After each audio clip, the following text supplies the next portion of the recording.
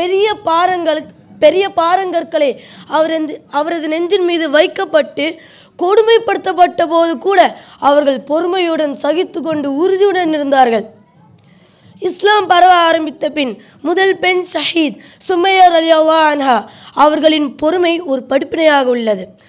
அவர்கள் அபூஜஹலால் கொடுமைப்படுத்தப்பட்டு தன்னுடைய பெண்ணுறுப்பில் ஈட்டியால் குத்தப்பட்டு கொல்லப்பட்டார்கள். கடைசி வரை அவர்கள் பொறுமையுடன் தான் இருந்தார்கள்.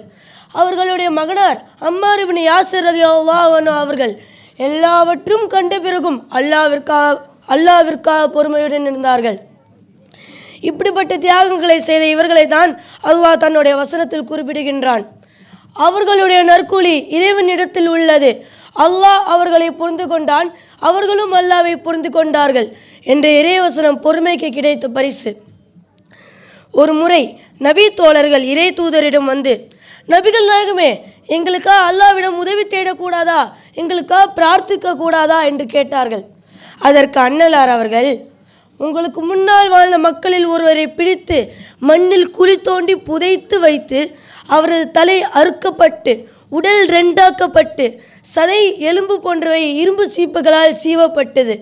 எனினும் அவர்களை தீனை விட்டு தடுக்க முடியவில்லை என்ற சம்பவத்தை கூறி நபிகள் நாயகம் ஸல்லல்லாஹு அலைஹி வஸல்லம் அவர்கள் பொறுமையாக இருக்கும்படி சஹாபாக்களை வலியுறுத்தினார்கள். ஒரு முறை ஹஜ்ரத் உமர் ரலியல்லாஹு அன்ஹு அவர்கள் அபு மூசா அஷ்அரி அவர்களுக்கு எழுதிய கடிதத்தில், அபு மூசாவே, நீர் பொறுமையை பற்றி கொள்ளும், ஏனெனில் அதுதான் ஈமானின் கனி என்று எழுதியிருந்தார்கள். மேற்கண்ட சம்பவங்களின் படிப்பினைகளை பெற்றுக்கொண்டு வாழக்கூடிய கூட்டத்தாரில் உங்களையும் என்னையும் அல்லாஹ் ஆக்கி அருள் புரிவானாக. வாஹிரு தஅவானா அல்ஹம்துலில்லாஹி ரப்பில் ஆலமீன். வஸ்ஸலாமு அலைக்கும் வரஹ்மத்துல்லாஹி வபரகாத்துஹு.